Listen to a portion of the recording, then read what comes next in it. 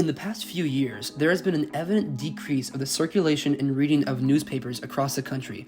Since the year 2000, circulation has been almost cut in half, from 55 million to 24 million now. As this new age of online news began, newspapers rushed to the newly created space, creating new subscriptions, videos, and even online games. Even though that helped keep the industry alive, it didn't help completely, as hundreds of people lost their jobs as revenue decreased. Over 500 journalists were laid off in January by various companies. One of these companies was the LA Times, which recently laid off over 100 employees in their newsroom. One of these employees is longtime journalist Jim Rainey. Jim has worked for the Times for over 25 years, covering topics ranging from national politics to the foster care system.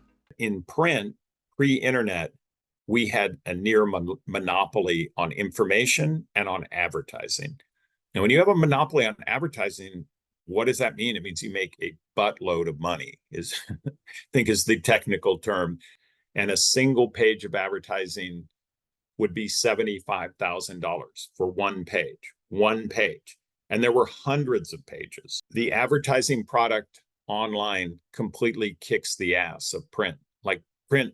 So we quickly went from being a monopoly where everyone had to advertise with us within the course of now, 20 or 30 years where hardly anyone wants to advertise with us. So all that money that was going into the pockets of the LA Times and therefore paying for people like me has completely disappeared. When the internet happened and everyone realized, oh my God, everyone's going to get their information on a computer or on a phone now. Well, we as news people, we've got to be in that game, right? Because that part was right. We were absolutely right. If we don't go online, we're going to be dead. So the LA Times, the New York Times, every paper in the country almost rushed to put all our stories online. And now for the last, 15 years or more, we've been trying to tell people, oh no, wait a second, we didn't really mean it. Now we want you to pay. And we've been struggling ever since to convince people.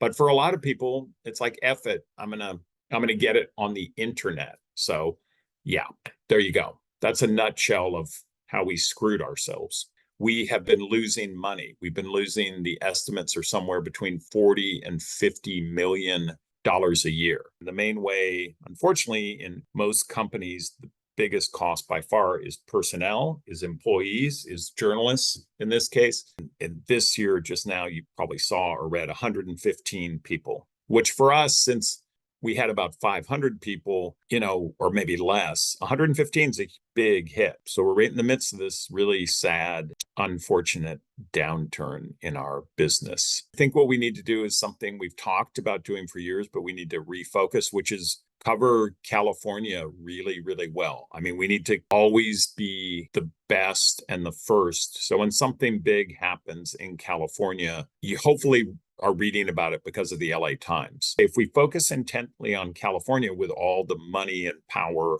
and great stories in California, that I think we can get enough people to subscribe that we can keep it going.